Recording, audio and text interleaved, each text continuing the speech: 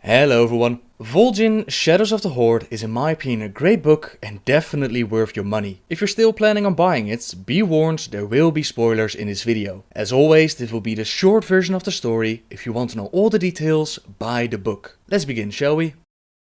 The story of Shadows of the Horde takes place after Vol'jin gets assassinated. He's found by his old friend Chen Stormstout, who takes him to the Shado-Pan monastery. Vol'jin was not the only one who Chen brought to the monastery. Earlier he had found a human named Tirafan who had fallen at the Battle of the Serpent's Heart. Taranzu allows Vol'jin to stay even though he doesn't want anything to do with the Horde Alliance conflicts. Taranzu has the plan in mind of making Vol'jin and Tirafan interact with each other because they both represent a part of the Pandaren philosophy. Taranzu describes Vol'jin as being very Tushui and Tirafan as very Hojin. By placing them together, Taranzu hopes that they will balance each other out and that he himself might learn something from observing them and watching their behavior. For those unaware, the philosophies are described as the following. Tushui is the way of a principled life. Followers of this discipline believe there's a moral certainty to the world, one correct path of right and wrong. These values are immutable and must be preserved no matter what the cost. Simply put, Tushui is the way of the mind and a lot of thinking. Patience is the highest virtue. Discipline and practice lead us to our full potential. Hojin is marked by practical and decisive action. Followers of this discipline believe that morals and ideas are not absolute, but they change with circumstances. Simply put, Hojin is the way of action. The greatest virtue is the will to act. The time to act is always now. It's interesting to note that Vol'jin, although part of the Horde, is described as Tushui, and Tirafan, although part of the Alliance, is described as Hojin. Anyways, Vol'jin starts his recovery with the aid of Tirafan. His time spent in the monastery teaches him more about humans, how fragile they are, how to deal with their mortality, but still fight for what they believe is right. He also trains with the monks, which is not that easy since Vol'jin is a shadow hunter. Shadow hunters are special amongst the trolls because they have a strong connection with the Loa, who are like primal gods who sometimes grant them powers or visions. You can compare them to, for example, the light, where paladins and priests take their power from. Shadow hunters master chaos in their fighting style, while monks try to achieve balance with theirs. Despite that big difference, Vol'jin trains and he learns. He learns very fast. At one point, Vol'jin receives a vision where he sees the ships with Zandalari crests on them. At first he thinks it's a vision of a long time past, and then he believes it's a vision of a possible future for him. A vision granted by the Loa teasing him with a future of conquest. Little did Vol'jin know that this vision was not for his future, but a warning of the coming Zandalari invasion. Eventually he would figure it out and he warned Taranzu. As he does this, he asks for maps to indicate what he has seen, but the maps do not show the island of this vision. That's because the island in his vision is the Isle of Thunder. The invading Zandalari trolls, as well as Amani trolls and the Gurubashi, are being led by Kha'lak. Kha'lak serves Vilnakdor, who was sent by King Arastakan. As we know, the trolls resurrected the Thunder King and allied with the Mogu. They want to team up and reclaim their fallen kingdoms. Vol'jin eventually figures out what's going on and he makes plans together with Taranzu and the others to set up defenses. The problem is, with the recent Mented invasion and the recent Sha problems, that the Shado-Pan don't have that many monks to spare. Taranzu promises that he will try to enlist the aid of the Horde in the Alliance to fight the battle at the Isle of Thunder, while in the meantime, Vol'jin, Chen and Tirafan set out to slow the Zandalari invasion. They do a pretty good job until they walk into a trap set by Kha'lak. She captures Tirafan and forces the others to lay down their weapons. At that point they are captured, but Kha'lak does not imprison Vol'jin right away because she has an offer for him. She wants him and his Darkspear tribe to join them in reclaiming the fallen empire of the trolls. This offer is very tempting for Vol'jin. Don't forget that Garrosh, leader of his former family, just tried to kill him. A place in a new world order, a home for his Darkspear trolls, standing at the side of Kha'lak as he had done for Thrall, is an offer only a fool would refuse. And yet he does refuse it. What you need to understand is that a shadow hunter's job is to do what is best for the trolls. Throughout the story he sees vision of the history of the trolls from their creation, where they made their bond with the Loa, to the rise of the Zandalari Empire, where they acquired riches and no longer relied on the Loa. The visions lead him all the way to the fall of the Troll Empire,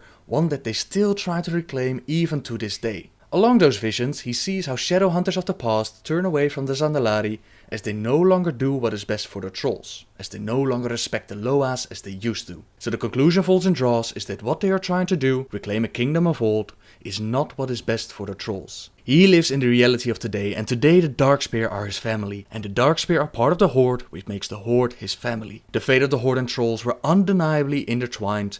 To act if it wasn't the truth would be complete folly. The past be important. We can and must be learning from it, but it cannot shackle us. The old ways be valuable, but only as a foundation for the future we choose to be building. With that knowledge, he sets out to free his comrades and do as much damage to the Zandalari troops as he can. They assassinate the officers in the night, they blow up a ship, and they escape to the monastery. There, Vol'jin had the plan of leaving the monastery and find a better location for the counterattack, but Taranzu refuses to leave. The location of the monastery is where they planned the Pandaren rebellion to overthrow the Mogu so many years ago, and he would not give up the monastery. That means they had to defend themselves, 33 versus an army of Zandalari, Armani, Gurubashi and a couple of Mogu, reaching in the numbers of 500. The battle began, and they tried to stop them as much as possible, but eventually they were pushed back into the monastery. By that time 33 had already become 14, and the only one who didn't seem to have been fighting at all was Taranzu. Now don't get me wrong, he had been fighting, he's just such a badass that nobody can touch him. At one point in the fight, a Mogu came charging towards Vol'jin with his spear, and he would have impaled him was it not for Tirafan. Tirafan pushed Vol'jin out of the way and took the spear straight to the belly. Taranzu jumped in with a flying kick and he punched straight through the Mogu, quickly disposing of him. Which leads to the final confrontation in this battle, and this was between Vol'jin and a pissed off Kha'lak. She wasn't only pissed off because Vol'jin refused to join her, but she also had a little bit of a crush on him. In the end, Vol'jin manages to get the upper hand by using his monk skills, which he uses to punch straight through her windpipe. At the death of their leader and the Mogu, the remaining trolls started to retreat, and Taranzu told the remaining to flee or they would lose their lives here and there, and so they did. At that point in time, Vol'jin turns to Tirafan, who is still impaled with the spear, and he communicates with the Loa. Bon Samdi, the Loa of the dead, agrees to not take Tirafan just yet, because of all the troll spirits Vol'jin and Tirafan had sent him, and all the spirits Vol'jin promises that will come. The day is saved, and the rest of the events at the Isle of Thunder we already know. We stop the Thunder King and the Zandalari invasion. Vol'jin has made his choice of who he will become, and he decides that what Garrosh is doing is not good for the family. It will make not only his people, but the family of the Horde suffer, and that is not who Vol'jin was, is, or wants to be. He gets ready to make a stand and to start a rebellion, to overthrow a war chief who no longer does what is best for his people, but what is best for himself.